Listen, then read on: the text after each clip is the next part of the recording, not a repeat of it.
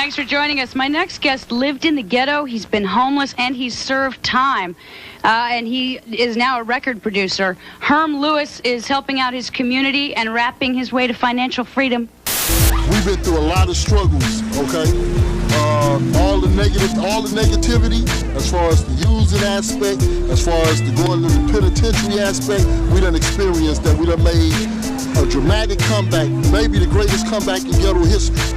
The advice I would give certain people, you know what I'm saying, young, old, female or male, is to like organize your life and put it in a positive perspective and pursue your goals and make personal commitments, you know what I'm saying, and pursue them. And don't be distracted and don't break the commitments that you make. Yeah. Get your butts out of the way with your laziness, low playalistic intelligence. You keep telling me this and telling me that, so I'm telling you this. Stop being disrespectful behind my back. You will never ever know who your real friends are. In times of prosperity, you will learn who your real friends are. Only in times of adversity, I promise you that. So never neglect the numbers and put up a zero, then call yourself a hero. Success don't happen by magic. There's no hocus pocus, just discipline, determination, and focus. Drink alkaline water to stay hydrated. Smoke a little weed, get a little rest to stay rejuvenated. The Facebook, Instagram audience was totally unimpressed because your foolishness made them furious. Huddle up, Andre, it's time to get serious. Larry June, Steve, huddle up, it's time to get serious. Hump one, hump two, let's make it do what it do. Yes, Lord. Good job, Larry. Way to go, Herm. Yee-hee. That's it. I'm Herm Lewis, and you are watching So What Do You Do? YouTube channel. Make sure you subscribe, and make sure you tell a friend. Each one teach one. So what do you do? Hey, it's your host with the most from the YouTube show, So What Do You Do? And if you don't know what you do, ask yourself, so what do you do? And if you do know what you do, you've come to the right spot, because today we'll be interviewing the most inspirational, motivational person around, the legendary Herm Lewis. Herm Lewis is from San Francisco, California, Bayview, Hunters Point. He's produced numerous of albums, from Trying to Survive in the Ghetto, which was released back in 1993. He had numerous of artists like Selsky, JT the Bigger Figure, Primo, Rappin' Forte, who else? Man, the list continues. Herm Lewis is considered the ghetto spokesman, and he is here today to inspire, motivate, and give you guys your creative ideas to want to be great and go out there and go do what you do. And I'm so happy to be interviewing my father on his birthday to see what it is he do. Thanks a lot. I appreciate being here.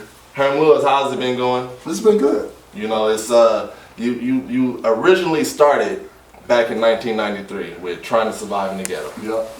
Tell us a little bit about that. How was that, putting that whole compilation together? Well, the compilation, initially what I was trying to do, because there was so much violence and killing going on in Bayview, Hunters Point. So initially, my game plan was to just do a spoken word motivational speech on CD to inspire the young people in San Francisco to put down the guns, stop the violence.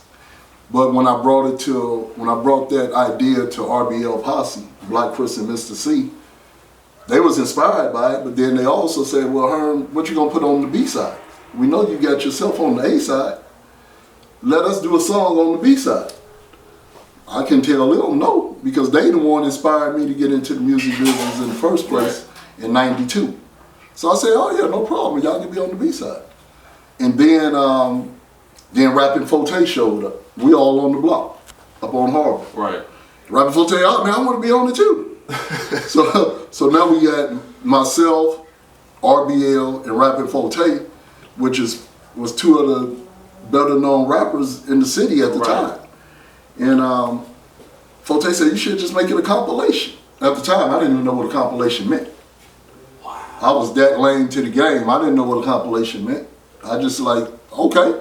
what's required. Say, you need to go get this artist, try to contact JT, the bigger figure. So I started locking in certain individuals that I wanted to go out and contact to get them to be a part of the album. Wow. And at the time, JT, the bigger figure, was young. I think he probably was like 18, 19.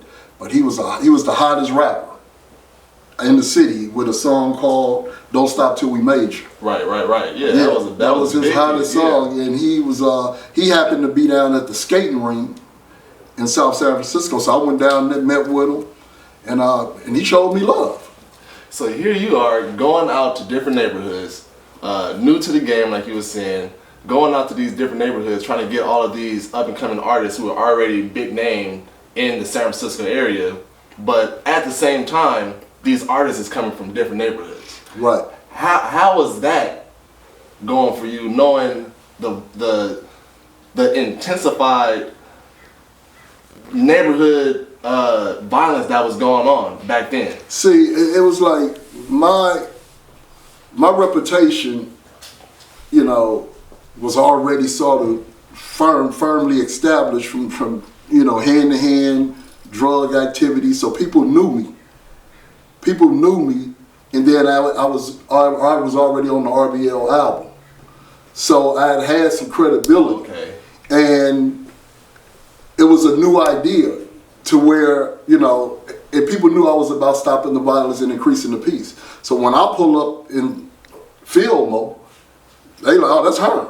It's just right. it's that love. Right. And it's always somebody like JT, the bigger figure, or San Quinn, or one individual of that caliber that would be like, oh, Herm.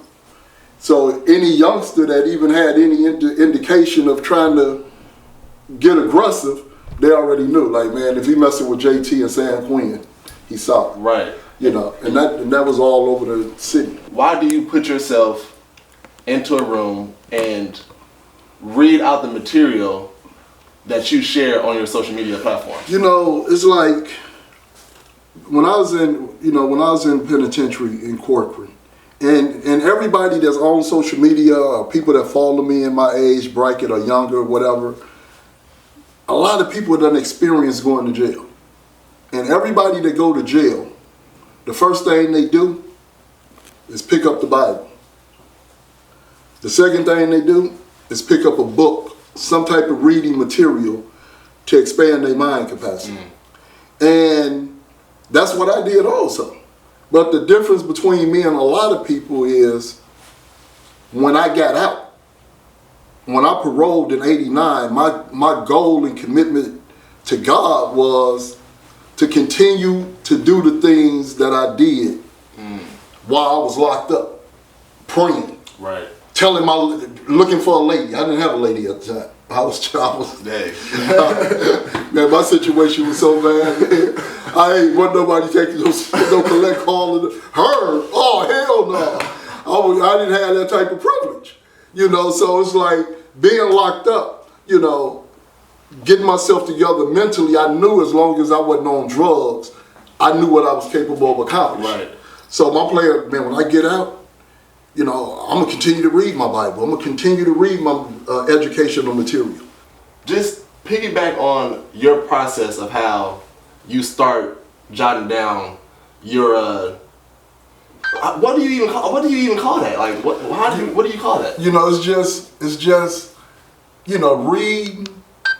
I don't care what book. When I first went to jail, I was reading Donald Goines. I read all of Martin Luther King, all of Malcolm X. But at some point, it don't matter the book cover. No matter where I'm at, I'm trying to learn something. If I'm at the mall just sitting around and the lady trying on shoes or outfits, I gotta have something to read. I gotta have something to expand my mind capacity. So and me writing it down, I started that when I was in jail. I started increasing my vocabulary because when I was in jail, I was around convicts. I was around dudes that had been in jail 15 years. Right. And still had 12 more to go. I was in jail with dudes that had been in 20 years and still had a life sentence. Wow. So I'm like, man, dude, you get out in 1 year.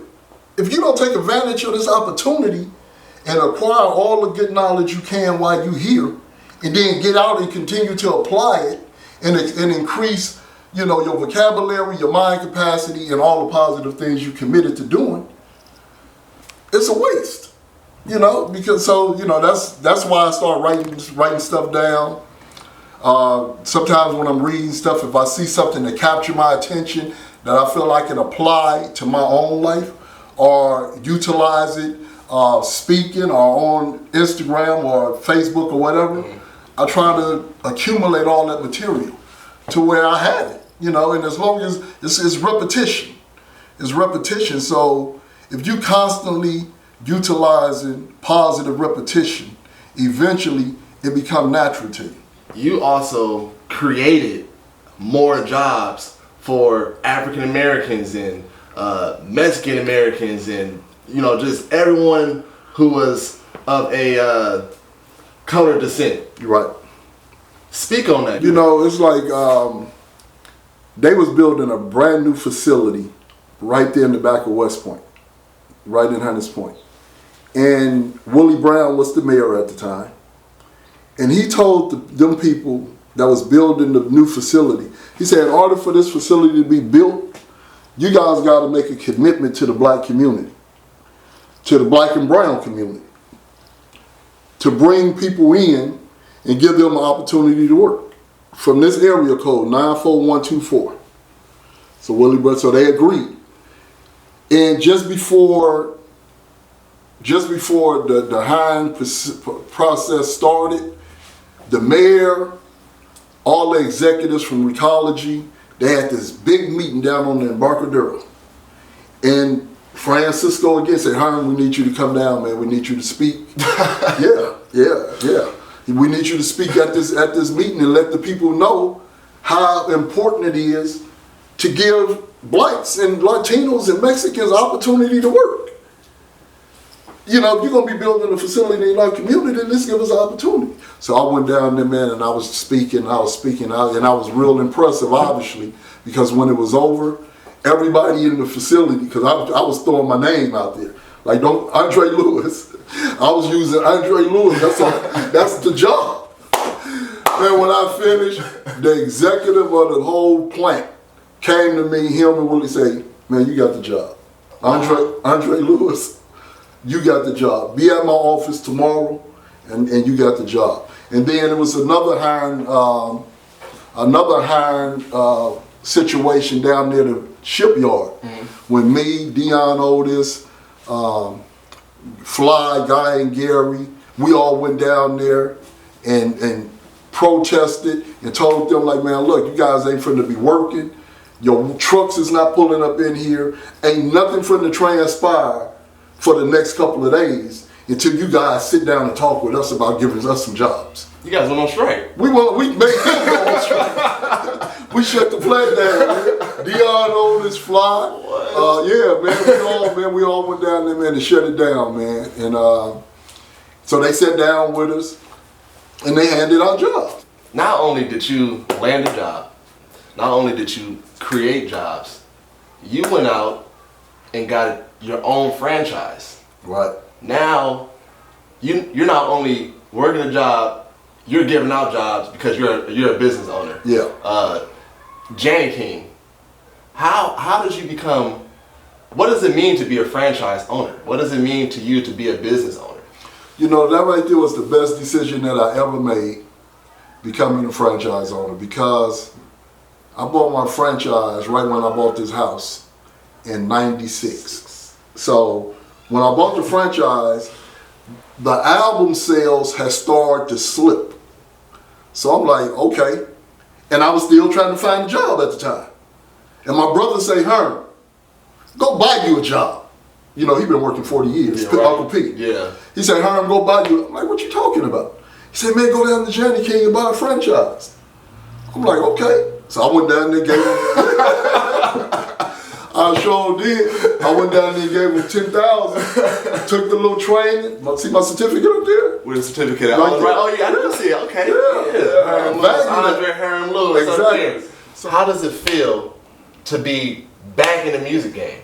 Now you have your nephew Larry June, who is a big time superstar in the Bay Area and nationally.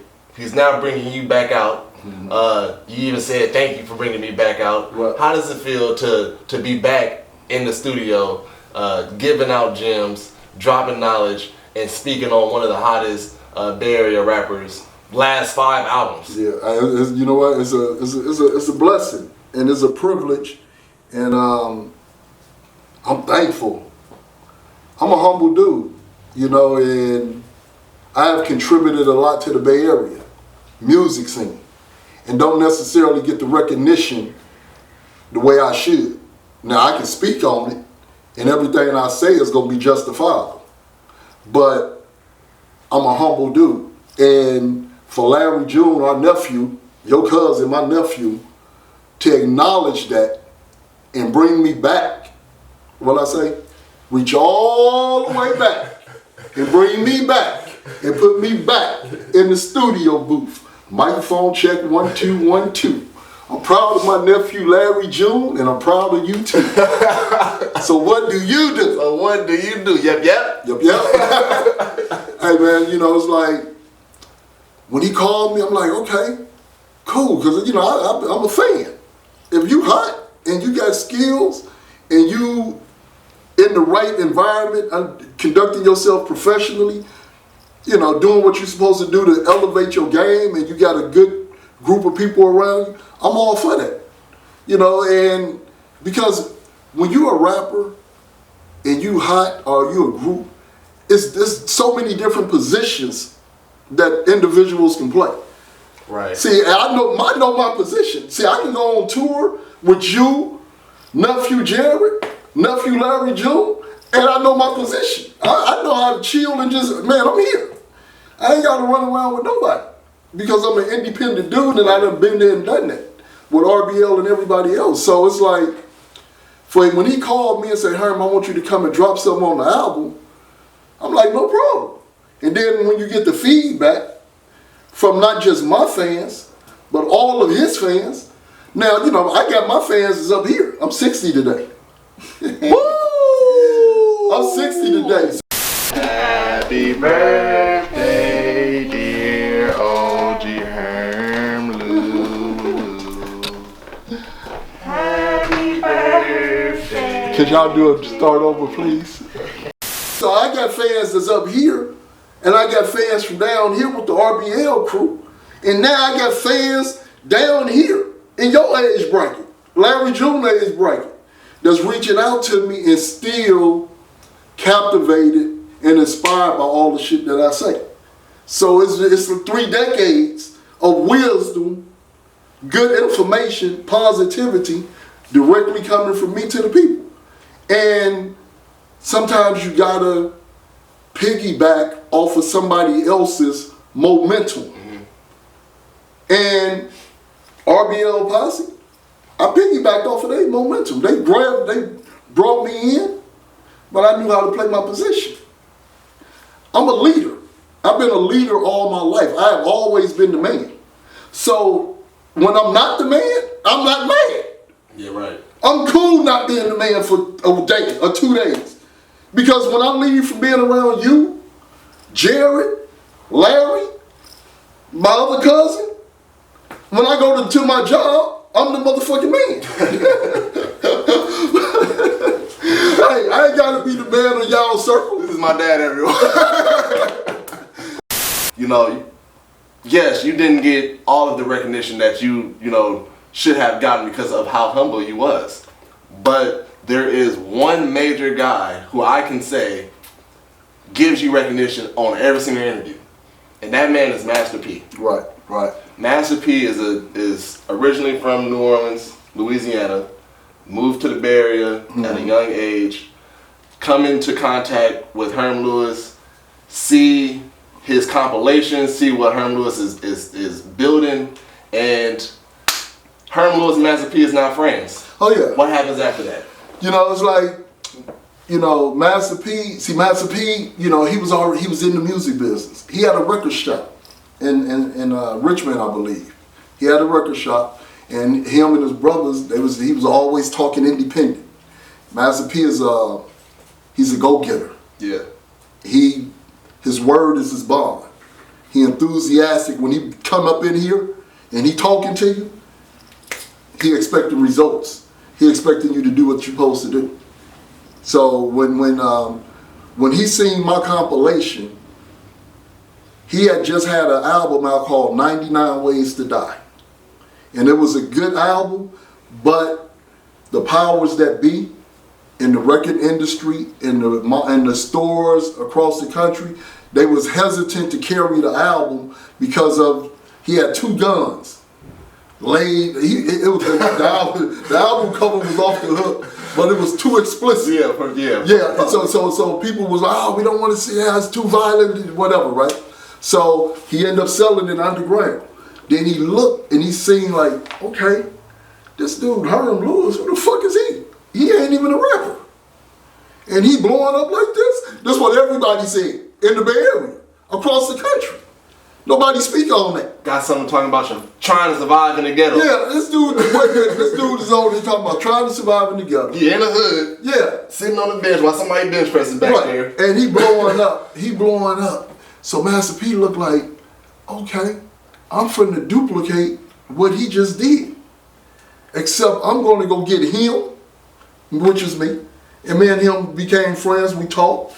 So he got me, he got all the rappers, the hottest rappers that was on my album, from RBL to JT, Forte. So he got all of them, but then he extended it. And when he got SIBO, which was selling 200,000 in a week. Mystical and those he went and got Spice One. Okay. He went and got Dub C from LA.